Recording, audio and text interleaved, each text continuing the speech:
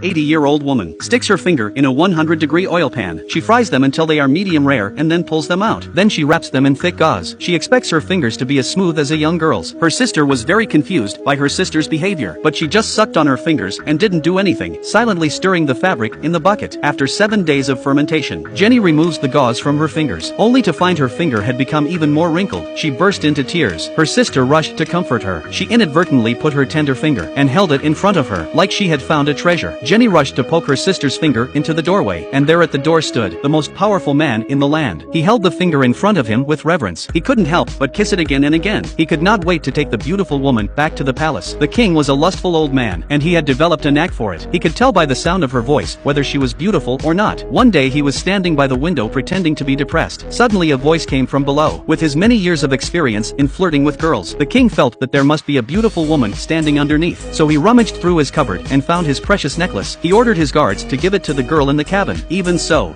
the girl inside wouldn't open the door. Seeing this, the guards had to put the jewels in a barrel and send them in. What they didn't know was that the person with the sweet voice of a young girl was actually Jenny with gray hair. The two sisters looked at the exquisite necklace and couldn't stop looking at it. Jenny hangs the necklace around her neck, looking in the mirror left and right. She was so happy with it. Her sister wanted to have a go too, so she came up to Jenny. She frantically suggests, when the necklace was around her neck, her sister thought she was the most beautiful woman in the world, before she could even look at it twice, before her sister Jenny put it away in a box, for fear of breaking it if she's not careful. At night, when the two sisters were trying to sleep, there was a sudden knock at the door. It was nightfall. The king was lonely, so he came to the maiden's house and knocked on the door. He whispered his love for her. The ashamed sister tried to come forward to explain, but Jenny covered her mouth. She didn't want to let the big fish go. It was the first time in over 80 years that someone had shown her love, so she had a plan. She pretended to make a girlish sound and said to the king, "Oh, my heart's a flutter.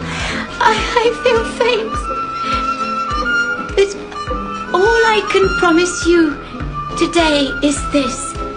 Come back in a week's time, and I will give you a part of me that alone illustrates my beauty." The king's heart began to swell with joy, and wished that time would fly by. But inside the house, Jenny, who had made such a promise, was on the edge of her seat. She stuck her finger in the bubbling oil. She fries it until it's medium rare and then pulls it out. Then she wrapped it in layers of saran wrap. After 7 days of fermentation, Jenny removed the gauze from her hand and saw her fingers were wrinkled and soft. It was worse than old bacon, but the king was waiting at the door. In her desperation, she took her sister's finger and stretched it out.